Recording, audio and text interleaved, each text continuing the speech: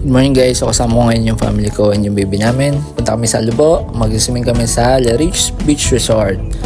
And dito kami dumaan sa San Juan Laie Road kasi mas maganda yung daan dito kumpara doon sa kabila. So tara, samahan niyo kami. Let's go!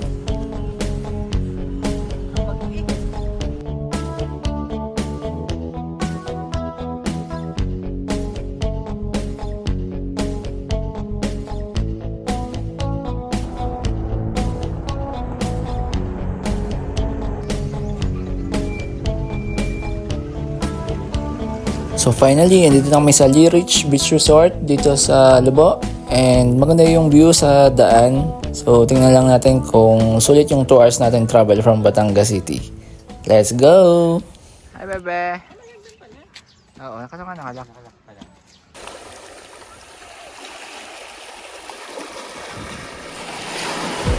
Pagdating namin, sinangkagad namin kung malinaw yung tubig sa dagat.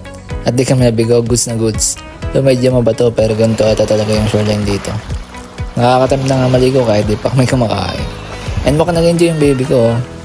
Medyo malamig yung tubig kasi maaga pa. So tara, kain muna tayo.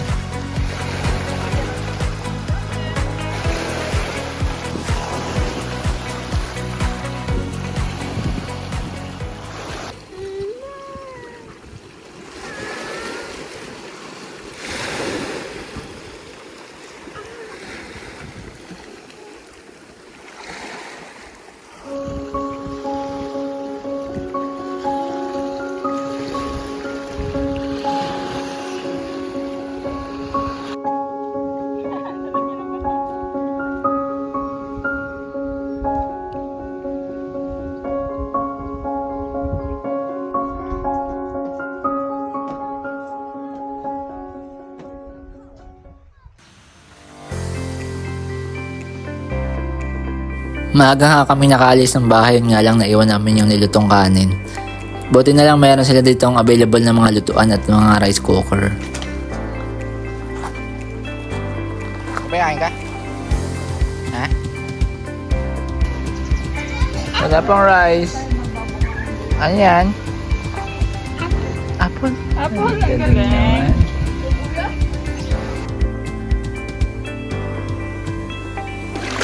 And after namin kumain, sumuso kagad kami sa dagat kasi inviting yung mga alon and masarap na maligo lalo sa umaga. Malinaw yung tubig at malamig. Iba pa rin talaga yung pakiramdam kapag sa dagat ka naliligo eh. Bawat ampas ng mga alon, napaka-relaxing. Lalo na kung kukunti yung tao, feeling ko talaga napakasirin.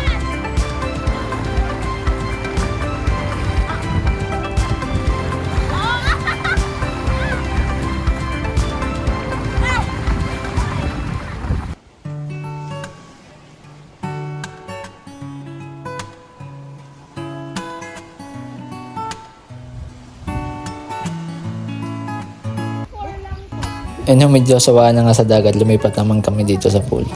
And maganda yung view dito lalo na siguro kapag gabi kasi may mga ilaw dito eh.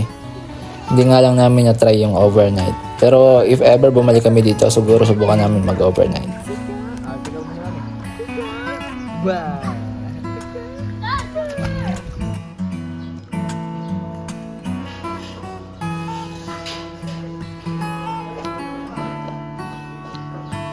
Luis!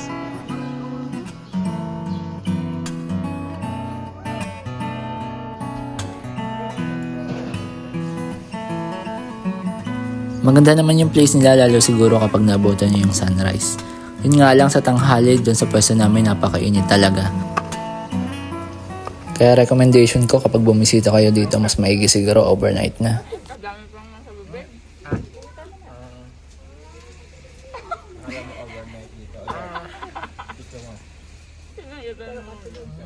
Thank you.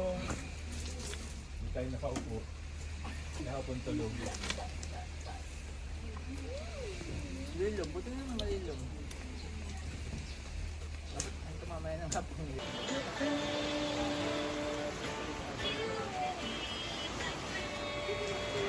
Gigil.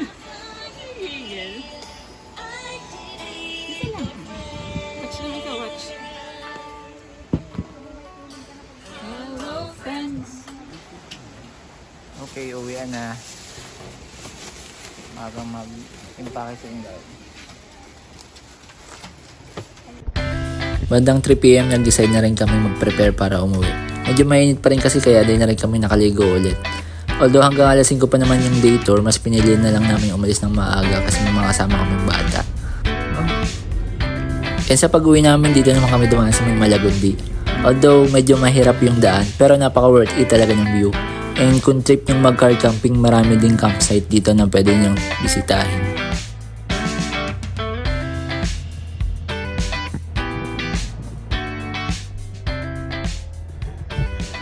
Dumaan din kami dito saglit para sa konting pictorial. Yun nga lang, medyo mahirap na din pumasok kasi may mga harang din sa gilid. Last time na pumunta ako dito, pwede ka pang lumapit doon sa may mismong rock formation eh.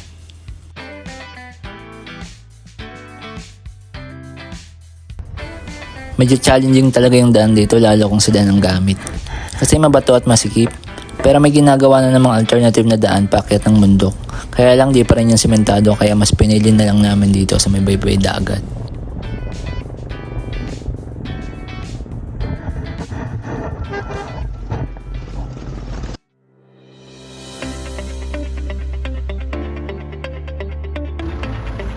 At syempre, suminsay na rin kami dito sa iconic ng Malabrigo Lighthouse bago kami tuluyang umuwi.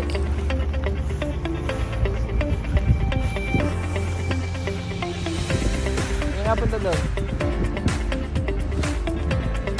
Ha? Kailan? Ah?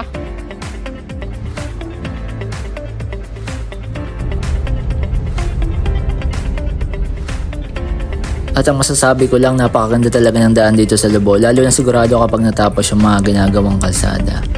And napakasarap mag road trip dito, mapa 4 wheels man o motorsiklo.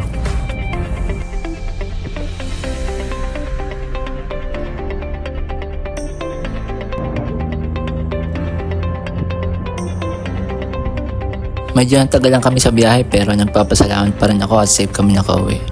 Nais ko lang ibahagi ang masayang experience na ito kasama ang aking pamilya. Sana'y nag-enjoy kayo at hanggang sa muli. Paalam!